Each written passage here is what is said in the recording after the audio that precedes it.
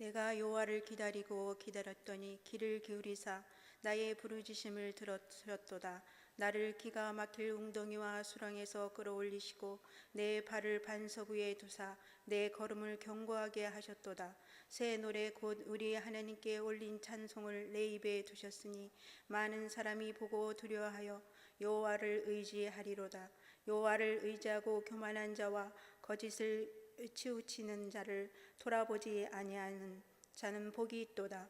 여호와 나의 하나님이여, 주께서 행하신 기적이 많고 우리를 향하신 주의 생각도 많아 누구도 주와 견줄 수가 없나이다. 내가 널리 알려 말하고자 하나 너무 많아 그 수를 셀 수가 없나이다. 아멘.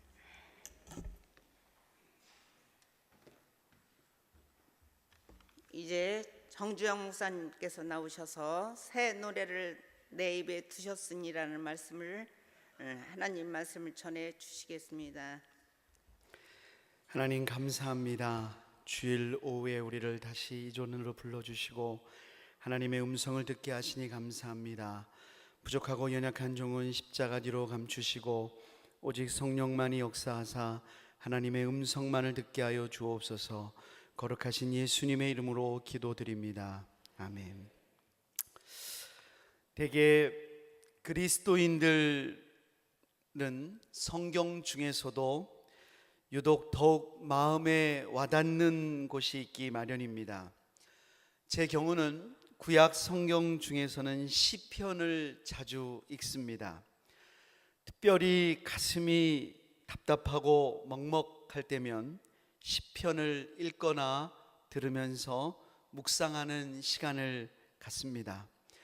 그러면 시편의 말씀을 통해서 주시는 은혜가 참 귀하고 힘이 됩니다. 특별히 다윗의 시편을 읽을 때면 하나님의 사람 다윗도 이렇게 어렵고 낙심할 때가 있었다는 것이 놀랍기도 하고 한편으로는 위로가 됩니다. 본문에서도 다윗은 기가 막힐 웅덩이와 수렁에 빠져 있었다고 고백합니다. 생각해 보세요. 어떤 사람이 평지인 줄 알고 가다가 예상하지 못할 웅덩이에 빠졌습니다. 나오려고 발버둥을 치는데 치면 칠수록 더 빠지는 수렁입니다. 당황스러운 일이죠. 어떻게 거기서 헤어나올지 방법을 찾을 수가 없습니다. 다윗 자신이 처한 상황이 바로 그러했다는 것입니다. 여러분, 다윗에게 그와 같은 웅덩이와 수렁이 과연 무엇이었을까요? 물론 진짜로 다윗이 그런 웅덩이와 수렁에 빠진 다음에 이 시편을 지은 것은 아닐 것입니다.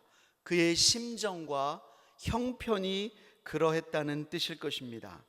우리는 그것이 무엇인지를 정확히는 알 수 없습니다. 하지만 본 시편을 통해서 다윗이 빠졌던 그 기가 막힐 웅덩이와 수렁이 무엇일지 짐작해 볼 수는 있습니다. 첫 번째로 다윗에게는 내적인 허물과, 다윗의 내적으로는 허물과 죄악의 문제가 있었던 것 같습니다. 우리 한번 12절 말씀 읽어보겠습니다. 12절 시작. 수많은 재앙이 나를 둘러싸고 나의 죄악이 나를 덮침으로 우러러볼 수도 없으며 죄가 나의 머리털보다 많음으로 내가 낙심하였음이니이다. 다윗은 자신의 죄와 허물로 인하여 크게 낙심했습니다. 물론 사람은 본질적으로 원죄를 갖고 있는 죄인입니다. 다윗도 그것을 이미 잘 알고 있었습니다. 그러므로 시편 32편 같은 데 보면 그는 이렇게 말합니다. 허물의 사함을 받고 자신의 죄가 가려진 자는 복이 있다고 하였습니다. 그는 그것을, 인간의 본질을 이미 잘 알고 있었습니다. 그런데 지금 다윗은 그런 원죄를 말하고 있는 것 같지 않습니다. 오히려 자신은 하나님께 허물의 가려짐을 받은 그 은혜를 이미 받았어요. 이 허물의 사하심을 받은 자로서 마땅히 하나님 앞에서 살아가는 삶으로 응답해야 되는 이제 그러한 자라는 것을 잘 알고 있었습니다. 하나님이 베푸신 은혜에 마땅히 신실한 삶으로 살아가야 된다는 것을 잘 알고 있는 그런 형편이었어요. 그리고 그렇게 살아갈 때 하나님께서 복 주시고 상 주신다는 것을 믿었습니다. 자, 시편 18편 23절 24절 한번 읽어보겠습니다. 시작. 또한 나는 그의 앞에 완전하여 나의 죄악에서 스스로 자신을 지켰나니 그러므로 여호와께서 내 의를 따라 갚으시되 그의 목전에서 내 손이 깨끗한 만큼 내게 갚으셨도다. 이런 구절이 다윗의 시편에 많이 나와요. 내 의를 따라 갚으소서, 내 의를 따라 상 주소서. 다윗은 그의 모든 것을 보시는 하나님 앞에 거룩한 삶을 살기 위해 분투하는 삶을 살았습니다. 그런데 시편 40편에서 지금 그의 처지는 어떻습니까? 그가 스스로 정직하게 생각해 보건대 그는 죄악에 넘어지고 말았습니다. 그게 어떤 종류의 죄악이었는지는 모르겠지만 심한 분노였든지 말과 행동의 실수였든지 정욕의 문제였든지 욕심이었든지 그는 한순간에 죄악의 포로가 되었습니다. 죄악이 그를 덮쳤고 머리털보다도 많은 자신의 죄악을 목도하며 낙심에 빠져버렸습니다. 자, 이만하면 내가 정말로 거룩한 삶을 살고 있다고 느꼈는데 여전히 죄가가 머리털까지 차 있는 자신의 모습을 바라보고 낙심에 빠져버렸습니다. 그것이 그가 기가 막힐 웅덩이와 수렁에 빠져버렸다고 느낀 첫 번째 이유라는 것입니다. 여러분, 우리도 그럴 때가 있지 않습니까? 어떤 때는 예수님을 믿고 있지만 나 자신이 미운 것입니다. 내가 왜 그랬을까? 아무리 남의 탓을 해보고 다른 상황의 탓을 해보려고 해도 하나님을 믿는 신앙 양심으로 정직하게 생각해 보면 결국 내 잘못입니다. 다시 그 시간을 돌이키고 싶습니다. 그 말을, 그 행동을 주워 담고 싶습니다. 도대체 왜 그랬을까? 내가 왜 그랬을까? 내가 왜 그 죄악의 포로가 되었을까? 한없이 후회하고 낙심에 빠지는 것입니다. 다윗도 그랬다는 것입니다. 이것이 그가 기가 막힐 웅덩이와 수렁에 빠진 첫 번째 이유였습니다. 이처럼 첫 번째 이유가 내면적인 것이었다면 두 번째 이유는 보다 외적인 것이었습니다. 14절 말씀을 한번 읽겠습니다. 40장 14절 시작. 내 생명을 찾아 멸하는 자는 다 수치와 낭패를 당하게 하시며 나의 해를 기뻐하는 자는 다 물러가 욕을 당하게 하소서. 다윗은 그의 내면의 양심만이 괴로운 것이 아니었습니다. 그의 생명을 찾아 멸하려는 자, 그가 해를 당하는 것을 기뻐하는 자들이 있었습니다. 그들의 칼과 창, 음모가 다윗에게 상당히 괴로웠던 것 같습니다. 그래서 13절에는 여호와여 은총을 베푸사 나를 구원하소서, 여호와여 속히 나를 도우소서라고 간구하는 것입니다. 속도 시끄럽고 밖도 시끄러운 것입니다. 그런데 결정적으로 다윗이 기가 막힐 웅덩이와 수렁에 빠졌다고 여겼던 이유는 자기 때문에 하나님의 영광이 가리워질까 두려워하고 있기 때문입니다. 우리 한번 15절, 16절을 읽어보겠습니다. 시작. 나를 향하여 하하하하 하며 조소하는 자들이 자기 수치로 말미암아 놀라게 하소서. 주를 찾는 자는 다 주 안에서 즐거워하고 기뻐하게 하시며 주의 구원을 사랑하는 자는 항상 말하기를 여호와는 위대하시다 하게 하소서. 사람들이 자신을 향하여 창과 칼을 들이대고 비난의 소리를 해댑니다. 하지만 자신도 이번만큼은 떳떳하지가 못해요. 왜냐하면 뭔가 자기도 허물이 있다 그 말이에요. 혹 이것 때문에 하나님 영광이 가려지지는 않을까? 사람들이 하하하 하면서 조소하는 소리에 하나님의 선하심이 욕되지 않을까? 그가 깊은 낙심에 빠진 겁니다. 하나님, 그래도 저는 지금 하나님을 찾고 있습니다. 주를 찾고 있습니다. 사람들이 네가 무슨 하나님을 찾냐? 그래도 저는 하나님을 찾고 있습니다. 그리고 하나님은 찾고 있는 저로 하여금 여호와는 위대하시다고 말하게 하여 주십시오. 내가 하나님 영광을 가리지 않게 해 주십시오. 이렇게 지금 기도하고 있는 거예요. 여러분, 이런 다윗의 심정이 좀 이해가 되십니까? 쉽게 예를 들면 이런 것입니다. 여러분들이 직장 생활을 한다고 생각해 보겠습니다. 직장에서 여러분들이 예수 믿는다는 걸 다 알아요. 수요일만 되면은 막 수협에 간다고 빨리 간 적도 여러 번 있고요. 주일날도 근무할 일이 있는데 나는 주일은 꼭 가야 된다고 근무 빼달라고 늘었기 때문에 예수 믿는다는 거 다 알아요. 그래서 평소에도 가능하면 하나님 이름 욕먹이지 않으려고 매사에 조심하면서 생활했습니다. 그러다가 내가 의도한 건 아닌데 어떤 일에 연루되어서 크고 작은 실수를 했습니다. 그러다가 그것이 뭔가 눈덩이처럼 막 일이 막 얽히다 보니까 상황이 내가 완전히 나쁜 사람으로 뒤집어 쓰게 됐습니다. 저 예수 믿는 사람이래죠. 아이고, 교회만 따라다니고 좋아하더니 꼭 저 교회 다니는 사람들이 저 다 그 교회 하여튼간 예수쟁이들이 문제야. 나 때문에 하나님 욕까지 먹게 생겼어요. 그 천안교회래. 천안교회까지 욕 먹게 생겼어요. 얼마나 마음이 불편해요. 기가 막힐 웅덩이같이 느껴지지 않겠습니까? 남들의 비난이 있고 스스로 자책이 있고 영적으로도 슬럼프에 빠지는 거예요. 자, 다윗이 이런 삼중고를 지금 느끼고 있는 것입니다. 사랑하는 여러분, 혹시 우리도 이런 경험이 있지 않으십니까? 만일 우리에게 이런 경험이 있다면 시편 40편을 통해 주시는 하나님의 음성에 귀 기울이시기를 바랍니다. 왜냐하면 하나님께서는 바로 그 수렁에서 우리를 건지시는 분이시기 때문입니다. 크게 세 가지를 기억하시기를 바랍니다. 첫 번째로, 여호와를 기다리고 기다리십시오. 1절을 읽으시기 바랍니다. 1절 다 같이 읽겠습니다. 시작. 귀를 기울이사 나의 부르짖음을 들으셨도다. 다윗은 여호와를 기다리고 기다렸습니다. 물론 이 기다림은 소극적인 대기 상태가 아니라 부르짖는 앙망이었습니다. 그는 사람에게 뭘 하지 않았어요. 사람에게 하지 않았어요. 하나님을 기다렸어요. 여러분, 진짜 다윗의 강점이 있어요. 제가 정말 다윗에게 배우는 것이 있습니다. 다윗은 밧세바를 범하는 죄를 범했어도 그는 그 문제를 하나님께 갖고 나갔어요. 이게 다윗의 놀라운 강점이에요. 애가 응가를 싸도 엄마 앞에서 울면 엄마가 해결해 주는 것입니다. 지가 안 울고 있으면 다 짓무르는 것입니다. 울으면 사는 거예요.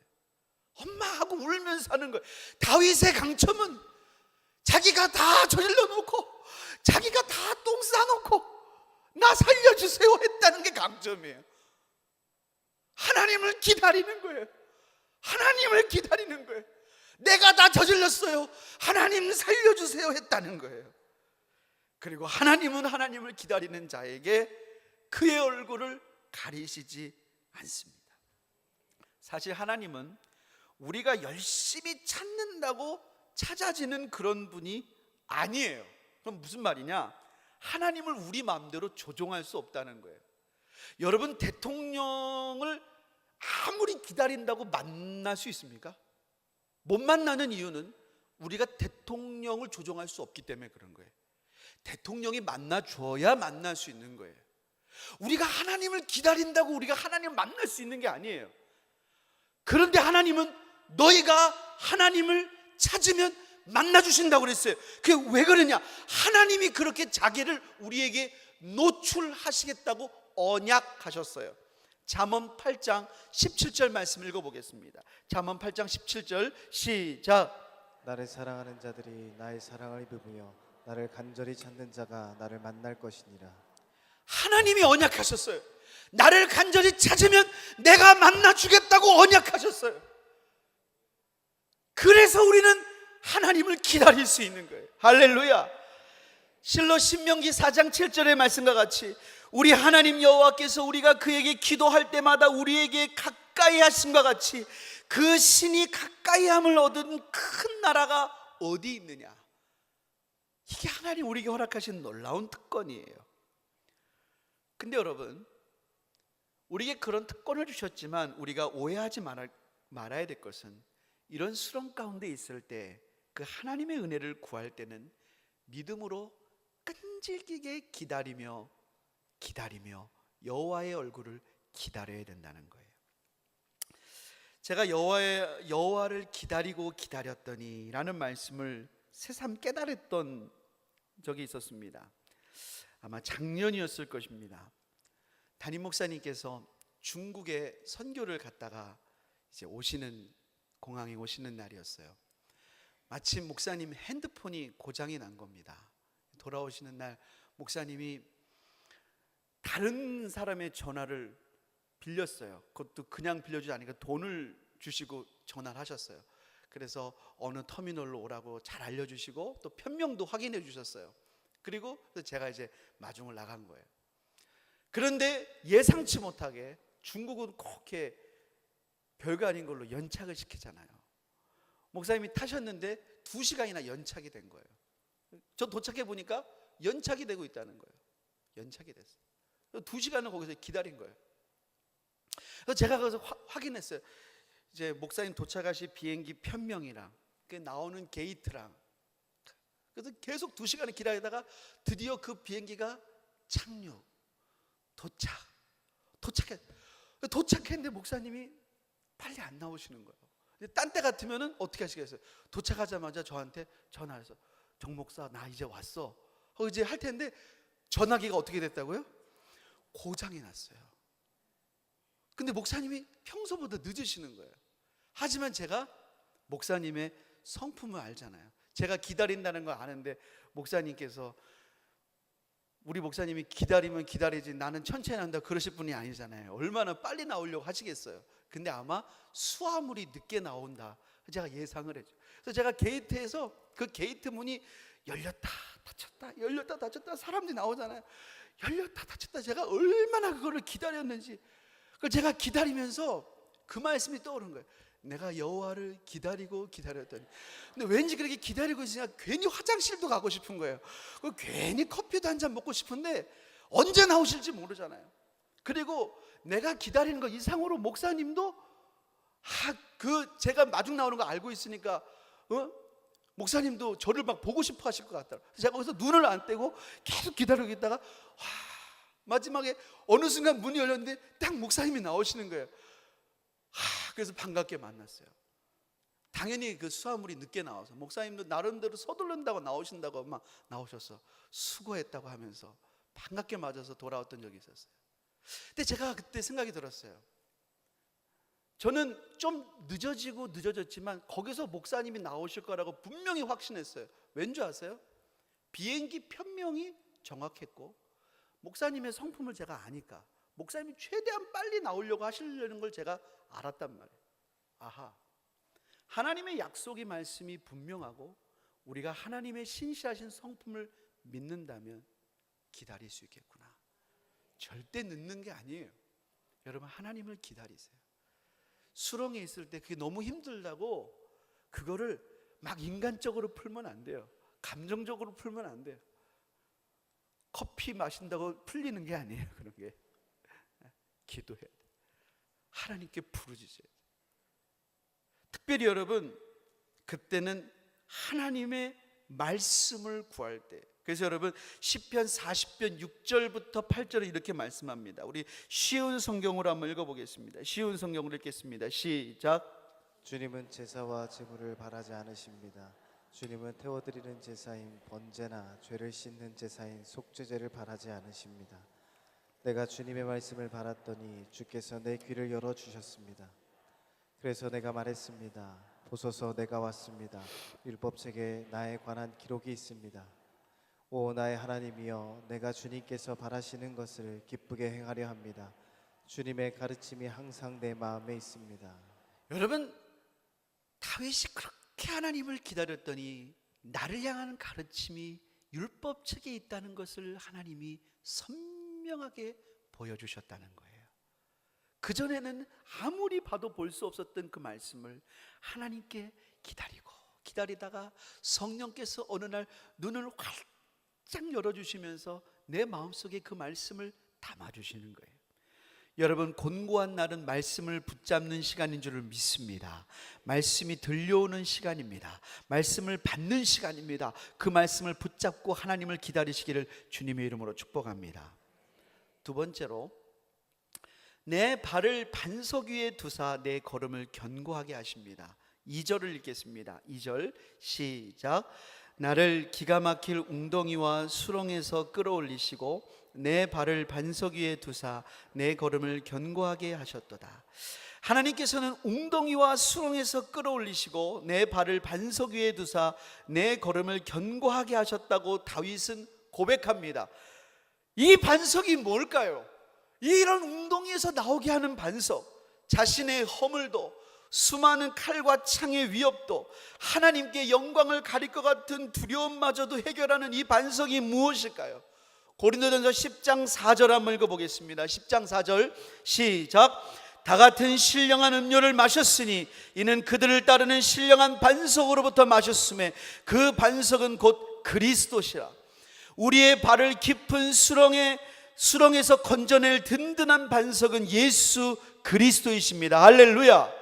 우리의 허물, 머리털보다도 많은 허물에도 불구하고 하나님의 긍휼을 구할 수 있는 반석이 되시는 분은 바로 예수님이십니다.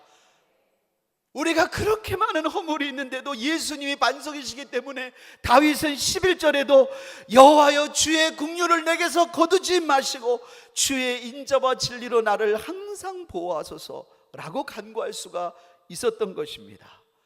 예수님이 우리의 반석이 되세요. 그 반석을 딛고 다시 다윗은 하나님의 긍휼을 간구했어요.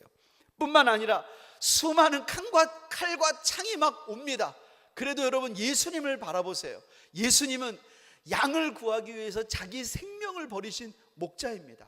여러분, 정말로 지금 이 시간 죽는다고 생각해 봅시다. 여러분 지금 이 세상 떠나면 어디 가십니까? 정말 믿으십니까? 진짜 어려울 때 그거 생각하세요. 나 오늘 죽어도 어디 간다? 저는 그 생각합니다. 진짜로 힘들면 그래요. 까짓것 죽으면 천국인데, 까짓것 죽으면 천국인데, 정말로 그 생각해요. 진짜 힘들면 죽으면 천국인데, 정말로 하나님 믿거든요. 난 진짜로 오늘 죽어도 천국 갈 거 믿거든요. 그분이 내 반석이 되시니까, 그분이 내 반석이 되시니까, 진짜 그분이 내 반석이 되시는 것입니다. 우리의 연약함이 있습니다. 하나님의 영광을 가릴 것 같은 두려움이 밀려올 때도 그런 연약함마저도 예수님 안에 모든 것을 맡기시기를 주님의 이름으로 축복합니다. 마태복음 16장 16절부터 18절 읽어보겠습니다. 시작. 시몬 베드로가 대답하여 이르되 주는 그리스도시요 살아계신 하나님의 아들이시니이다.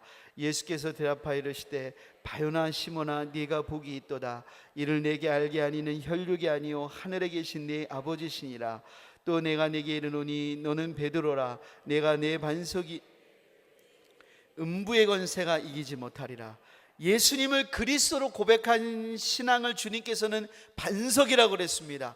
이 반석 위에 세워진 교회는 음부의 권세가 이기지 못한다고 우리 주님이 말씀하셨습니다. 사랑하는 여러분, 우리의 삶에 어떤 딛고 일어날 디딤돌이 없다고 하여도, 어떤 든든한 버팀목이 없다고 하여도, 어떤 안전한 요새가 없다고 하여도 예수 그리스도는 우리에게 반석이 되시는 줄을 분명히 믿습니다. 마지막으로 우리에게 새 노래를 우리의 입에 주십니다. 우리 3절 읽어보겠습니다. 3절, 마지막으로 3절 읽습니다. 시작.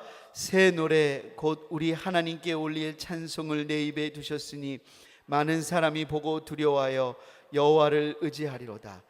새 노래 곧 우리 하나님께 올릴 찬송이라고 그랬습니다. 여러분, 이 새 노래를 주신다는 것은 무엇을 의미할까요? 새로운 찬양을 한 곡 더 만들게 되었다는 의미일까요?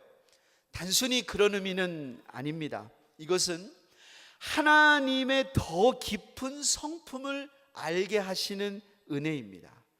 하나님께서 우리를 기가 막힐 웅덩이와 수렁에서 끌어올리시고 예수 그리스도의 반석 위에 세우심으로써 이전에는 알지 못했던 하나님의 선하심과 신실하심, 완전하심을 보다 깊이 알게 하시는 것입니다.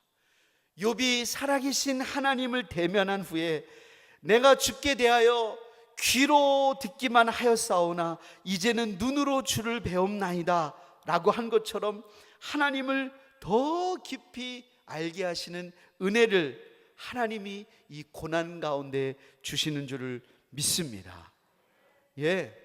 그래서 여러분 고린도 후서 1장 4절 말씀 한번 읽어보겠습니다. 고린도 후서 1장 4절 한번 읽어보겠습니다. 시작.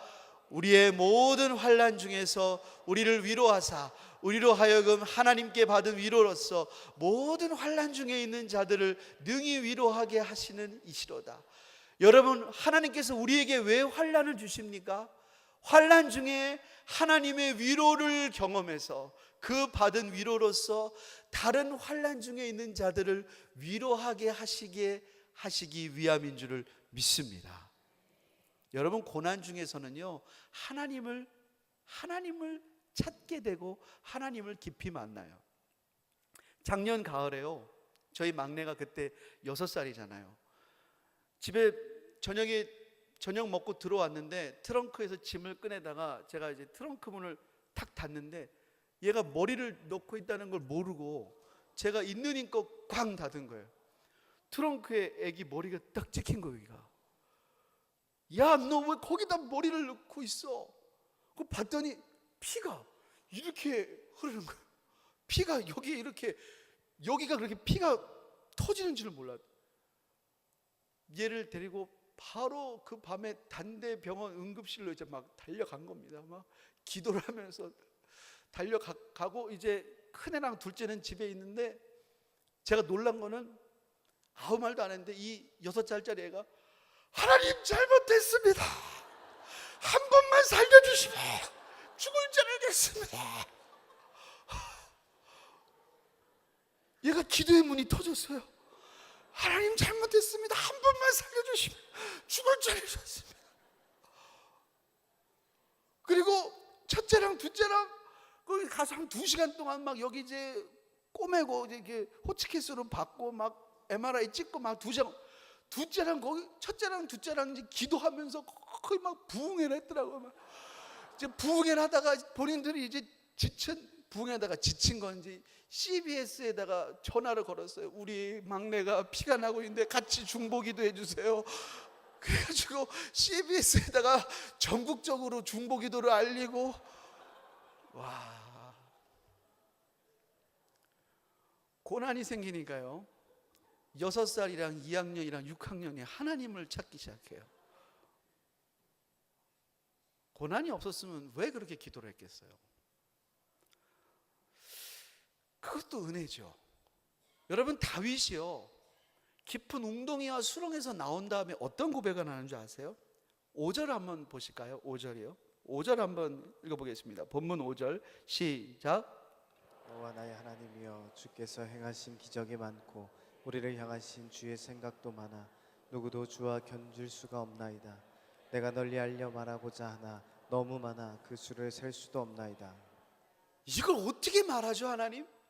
주님의 기적을 내가 말하고 싶은데 너무 많아서 셀 수가 없어요. 그러니까 새 노래를 부르는 거예요. 성령으로. 너무너무 많아요. 그래서 다윗이 말하지 않은 줄 아세요? 9절 10절 보면요 뭐라고 그러냐면요, 내가 많은 회중 가운데서 의의 기쁜 소식을 전하였나이다. 여호와여, 내가 내 입술을 닫지 아니할 줄 주께서 아시나이다. 내가 주의 공의를 내 심중에 숨기지 아니하고 주의 성실과 구원을 선포하였으며 내가 주의 인자와 진리를 많은 회중 가운데 감추지 아니하였대요. 진짜 감추는 게 아니라 너무 벅차서 막 외치게 돼 있어요. 예수님이 소망인 사람은 두 번째 뭐라고 그랬어요? 예수님 전한다고 그랬잖아요. 감추지 않는, 막 증거하는 거잖아요. 이게 여러분 새 노래인 것이죠. 우리에게 그런 은혜가 있기를 주님의 이름으로 축복합니다. 여러분, 그런 마음 담아서 한번 우리 찬양 하나 좀 불렀으면 좋겠습니다. 정말로 우리가 때때로 우리 마음에 기가 막힌 웅덩이와 수렁이 있어도 우리의 반석 되시는 예수님 때문에 우리가 승리하기를 소원합니다. 우리 그런 마음을 담아서 내가 늘 의지하는 예수 한번 찬양하겠습니다. 내가 늘 의지하는 예수, 나의 상처 입은 심령을 불쌍하게 여기사 위로하여 주시니 미쁘신 나의 좋은 친구. 내가 의지하는 예수, 나의 사모하는 친구. 나의 기도 들으사 응답하여 주시니 미쁘신 나의 좋은 친구. 주의 손 의지하고 살 때 나를 해할 자가 없도다. 주님 나의 마음을 크게 위로하시니 미쁘신 나의 좋은 친구.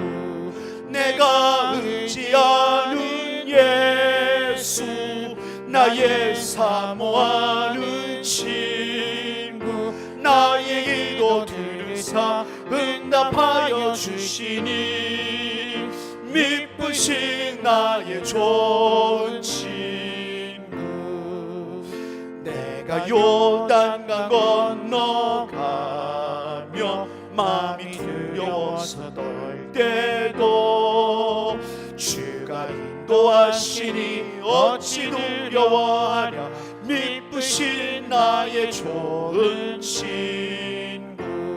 내가 의지하는 예수, 나의 사모하는 친구. 나의 기도 들으사 응답하여 주시니 미쁘신 나의 좋은 친구. 이웃 천국에 올라가서 모든 성도들과 다 함께 우리를 구하신 주를 찬양하리라. 미쁘신 나의 좋은 내가 의지하는 예수, 나의 사모하는 친구. 나의 기도 들으사 응답하여 주시니 미쁘신 나의 좋은 친구. 하나님, 우리가 때때로 인생을 살다 보면 깊은 웅덩이와 수렁에 빠질 때도 있습니다. 하나님, 그러나 우리 주님이 반석이 되시고 우리 주님이 우리의 입에 새 노래를 허락하시는 은혜를 주시니 감사합니다. 우리가 믿음으로 여호와를 기다리고 기다리게 하여 주시옵소서. 하나님, 그래서 우리가 고난 중에는 낙심하게 된다고 하여도 하나님, 그 이후에는 더욱더 하나님의 크신 은혜를 깨달아 알고, 그래서 모든 사람에게 하나님의 선하심을 증거할 수 있는 풍성한 간증과 고백의 사람으로 변화되게 하여 주시옵소서. 하나님의 크신 이름을 찬양하고 감사하며 거룩하신 예수님의 이름으로 기도드립니다.